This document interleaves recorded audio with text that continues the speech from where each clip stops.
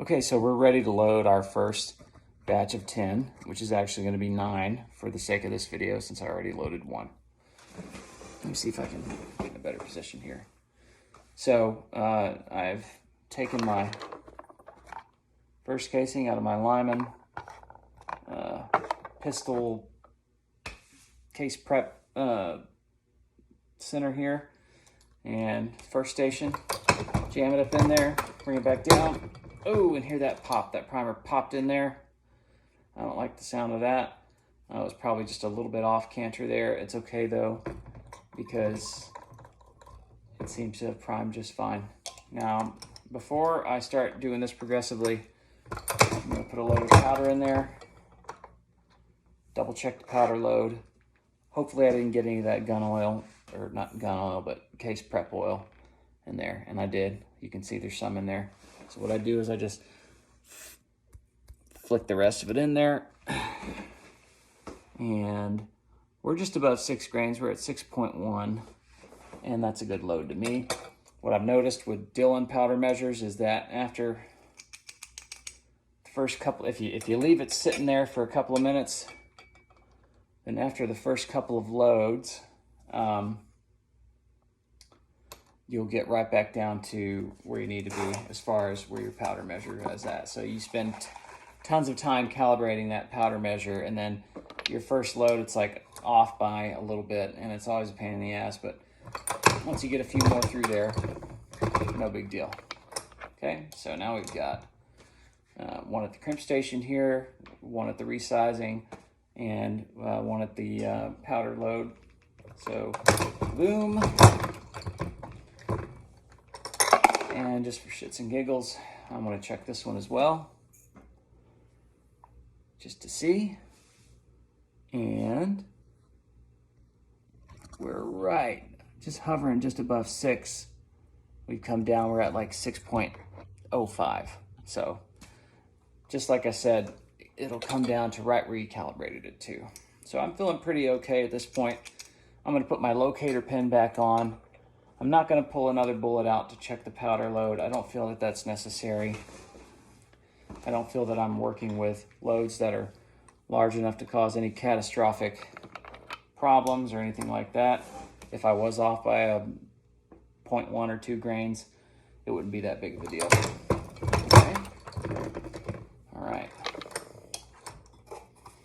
Let's go ahead and get that out of the way there.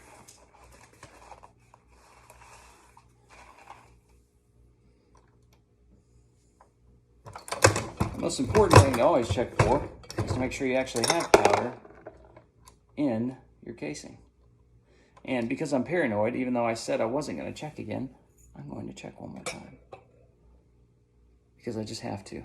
I always have to. And this one is right at 6. So, classic Dillon powder hopper powder measure problem is you let it sit for a few minutes. First couple of rounds are going to be probably have a little bit more than you expect in them, and then it goes back down to where it should be. I don't really know why that is. I'm sure there's a reason.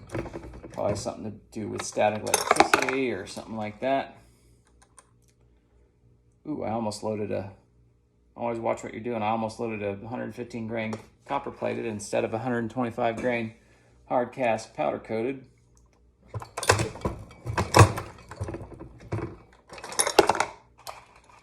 We've got one more here. Well, actually 3 more. They're priming just fine, and the reason they're priming just fine is because I uniformed those primer pockets and cleaned them very well. And you don't have to have the bullet straight on top of the casing. The seating die will straighten it out for you most of the time. All right, I'm down to my last couple. I don't have any more left in from the prep center. Anyway, I haven't prepped anymore. So, 2 more. 1, 2. All right. They're looking good. let's see what they're measuring at. And for good measure, afterwards, we'll put them in the perfect. Well, not quite perfect. A little bit shorter than, well, a little bit shorter. Oh, 1.149. Close enough to 1.05. Sorry, 1.049, which is close enough to 1.05 as I can get. And then I just like to put them in the case gauge. These are a little bit inconsistent. I'm not sure what the deal with that is. I think it could just be some inconsistency with the actual cast bullet themselves. I'm looking at them here and they're a little bit slanted, or a little bit, not, maybe the molds for these aren't perfect. Some of these are longer than I want them to be. But as long as they're not over the cartridge overall length spec for a 9mm, I don't care right now. These are test loads. What can happen later on is if they're over the COL or the cartridge overall length for that particular bullet, is we can get some blowback and some powder burn on the brass and stuff like that. But for now, let's check them in the case gauge and just see. Boom. Perfect. Falls right in, comes right back out. No assistance. I don't have to push it back out or anything like that. It just, boom, there we go. So, we have got, I'm sorry y'all, I'm using an iPhone.